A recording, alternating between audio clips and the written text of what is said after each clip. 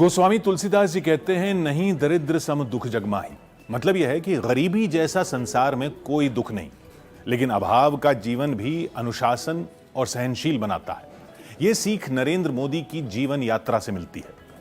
कोई कल्पना भी नहीं कर सकता उनका बचपन कैसे गुजरा। वडनगर के बाल नरेंद्र की जिंदगी के कई किस्से अब भी अनसुने हैं।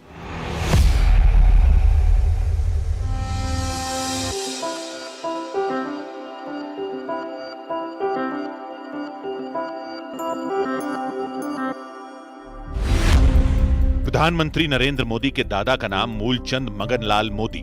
मूलचंद मगनलाल के 6 बेटे दामोदर दास मोदी, नरसिंह दास, नरोत्तम भाई, जगजीवन दास, कांतिलाल और जयंतीलाल मोदी।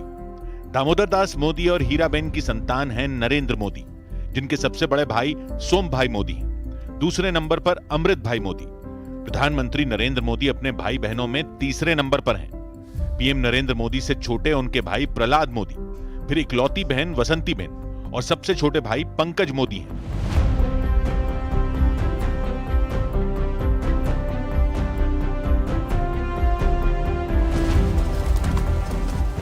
मोदी परिवार का पुश्तैनी शहर वडनगर है। यहीं नरेंद्र मोदी का जन्म हुआ। हालांकि उन्हें भी वडनगर के ऐतिहासिक महत्व की जानकारी बहुत दिनों बाद मिली। पीएम मोदी ने अपने बचपन के दिनों को याद करते हुए यह कहानी सुनाई कि वडनगर में ऐतिहासिक और सांस्कृतिक धरोहर का भंडार है।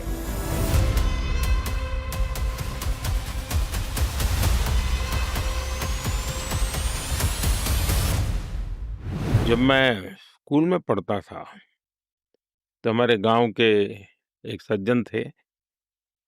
वो हमें लगातार स्कूलों में बच्चों को कहते कि देखो भाई, आप लोग कहीं जाएं और कहीं पर भी आपको कोई भी नक्काशी वाला पत्थर मिलता है या उस पर कुछ लिखा हुआ पत्थर मिलता है, कार्विंग की हुई कोई चीज मिलती है, तो ये स्कूल के इस कोने में इकट्ठा करो।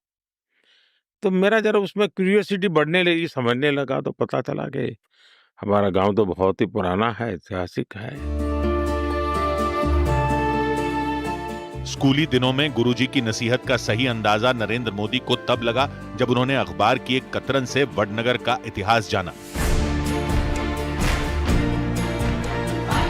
जिसमें एक फिल्म का जिक्र था और उसमें लिखा गया था, चीनी दार्शनिक ह्वेनसांग कई शताब्दियों पहले वडनगर आए थे।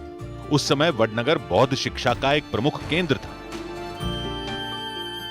चाइना ने एक फिल्म बनाई थी और मैं उस फिल्म के विषय में कहीं अखबार में पढ़ा था कि चाइनीज फिलोसोफर ह्वेनसांग वो मेरे गांव में काफी समय रहे थे, काफी कई सेंचुरीज पहले आए थे। तो बौद्ध शिक्षा का वो एक बड़ा केंद्र था।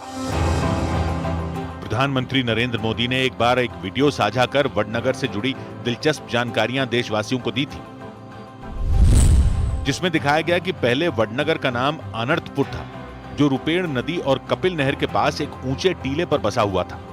यहाँ के लोग 5वीं सदी ईसा पूर्व से कच्चे और पक्के घरों में रहते थे। यूनानियों के आने के बाद इस क्षेत्र को वक्ट्रिनफ्रिक्स ने अपना लिया और यहाँ के सिक्कों पर यूनानी साम्राज्य के निशान दिखाई देते हैं।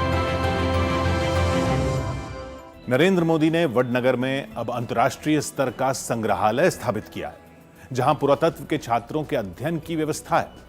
नरेंद्र मोदी बताते हैं कि जैसे किसी दैवीय योजना ने वडनगर को उनकी जन्मभूमि और वाराणसी को कर्मभूमि बनाया है। वडनगर नरेंद्र मोदी के बचपन और संघर्ष का साक्षी है। वडनगर की गलियों में यहाँ के रेलवे स्टेशन पर एक छोटी सी चाय की दुकान पर चाय बेचने वाले बाल नरेंद्र की कहानियां तो सबने सुनी है, लेकिन ये कम लोग जानते हैं कि नरेंद्र मोदी ने स्कूल के दिनों में छुआछूत के विरोध में आंदोलन शुरू कर दिया था। नरेंद्र मोदी ने एक महिला के मंदिर में पूजा करने के विरोधियों के खिलाफ आवाज बुलंद की थी। नरेंद्र मोदी ने एक बार अपने स्कूल में पीलो फूल नाम से एक नाटक लिखा था। उन्होंने इस नाटक में अभिनय भी किया था।